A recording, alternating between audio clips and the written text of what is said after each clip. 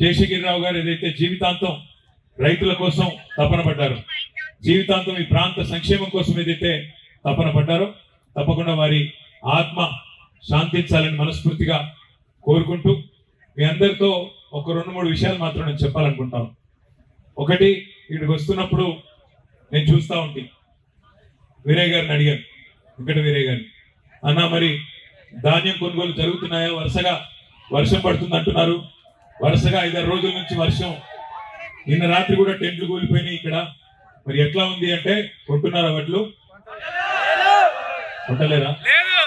వాన వస్తే పోయినట్టేనా? మరి బోనస్ వస్తుందా? బోనస్ రుణమాఫీ జరిగిందా? మొత్తం జరిగిందా? మరి మీ జిల్లాలో ఉండే వ్యవసాయ మంత్రి గారు, మీ జిల్లాలో ఉండే ఉప ముఖ్యమంత్రి గారు, మీ జిల్లాలో ఉండే మరొక నెంబర్ 2 మంత్రి గారు, ముగ్గురికి పదవులు వచ్చినాయి. మన ప్రభుత్వం పోయిన తర్వాత ముగ్గురికి పదవులు వచ్చినాయి. కానీ ఈ జిల్లాకి ఏం జరిగిందో ఒక్కసారి దయచేసి 17 నెలల్లో మీరు ఆలోచించమని చెప్పి నేను కోరుతా ఉన్నాను.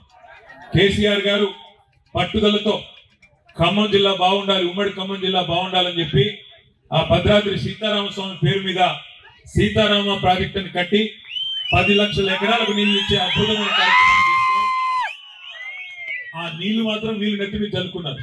అదొకటే జరిగింది. ఇంకేమన్నా జరిగిందా అంటే హల్లికి హల్లి, సున్నకు సున్నా. కానీ ఎన్ని మాటలు చెప్పారు ఒక్కసారి గుర్తు తెచ్చుకోండి. ఇదే ఖమ్మం జిల్లాలో ఉన్న ఆ పెద్ద ఆయన డిప్యూటీ సీఎం గారు, మన బట్టి విక్రమార్క గారు, ఆయన చెప్పిన మాట, మధ్యలో గెలవడానికి కమల్ రాజ్ గారిని ఓడించడానికి ఆ రోజు ఎన్నెన్ని పాటలు పడ్డారు, బాండ్ పేపర్ మీద సంతకాలు పెట్టారు, అఫిడవిట్ అని రాసినారు, దేవుడి దగ్గర పోయి ఆ అఫిడవిట్ పెట్టి ప్రజలను నమ్మించే ప్రయత్నం చేసినారు. అది మాత్రమే కాదు, కేసీఆర్ గారు ఎంత ఇస్తే అంతకు 2 ఎక్కువ ఇస్తామని చెప్పి నోటికి వచ్చిన వాగ్దానాలు చేశారు. అప్పుడు అడిగినారు చాలా మంది ఖమ్మం జిల్లాలో పెద్దలు, విలేకరులు, మిత్రులు అడిగారు కాంగ్రెస్ పార్టీ వాళ్ళని, అన్న మీరు నోటికి వచ్చినట్టు చెప్తున్నారు, అరిచేతిలో వైకుంఠం చూపెడుతున్నారు, మరి ఇవన్నీ సాధ్యమయ్యే హామీలేనా అంటే ఇదే విక్రమార్క గారు చెప్పారు. బట్టి విక్రమార్క గారు ఏమన్నాడు ఆయన, మాది 125 సంవత్సరాలు కలిగిన పార్టీ, చరిత్ర కలిగిన పార్టీ, మా దాంట్లో చాలా మంది మేధావులు ఉన్నారు, కేసీఆర్ గారి కంటే మాకు చాలా తెలివి ఎక్కువ ఉంది, తప్పకుండా ఇచ్చిన ప్రతి హామీని మా మేధస్సునంతా కరిగించి సంపద పెంచి అన్ని అమలు చేస్తాం, 100 రోజుల్లోనే చేస్తాం అని చెప్పి ఆ రోజు ఊదరగొట్టే ఊకదంపుడు ఉపన్యాసాలు గల్లీ గల్లీలో ఇచ్చారు. డైలాగులు ఏవైతే కాంగ్రెస్ వాళ్ళు కొట్టారో వాటి విషయంలో వదిలే సమస్య లేదు.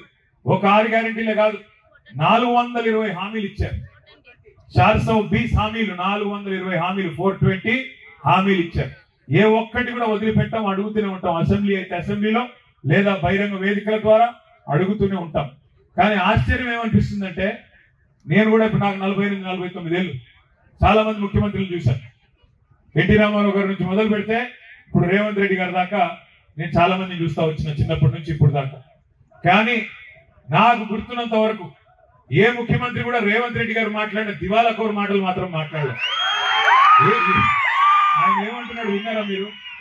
నిన్నగాక మొన్న ఏమయ్యా రేవంత్ రెడ్డి గారు 420 హామీలు ఇచ్చినావు, అవన్నీ హామీలు ఇస్తేనే కదా ప్రజలు ఓట్లేసింది, పేద ప్రజలు ఎదురు చూస్తున్నారు, ఎప్పుడు మొదలు పెడతావయ్యా పథకాలు అంటే ఆయన నిన్న చెప్తున్నాడు, ఢిల్లీకి పోతేనంట దొంగలాగా చూస్తున్నారట. నాకు తెలవక అడుగుతా, దొంగలాగా కాకపోతే ఎట్లా చూస్తారైనా రెండోది ఇంకా నికృష్టంగా మాట్లాడాడు. ఒక ముఖ్యమంత్రి స్థాయిలో వ్యక్తి మాట్లాడొచ్చు అట్లా తన రాష్ట్రం గురించి? తెలంగాణ నుంచి ఈయన గారు పోతేనంట అక్కడ అపాయింట్మెంట్ ఇవ్వడం లేదంట.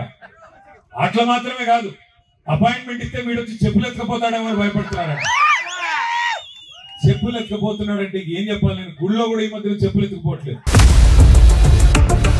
For latest updates on India-Pakistan tensions, download RTV Live app.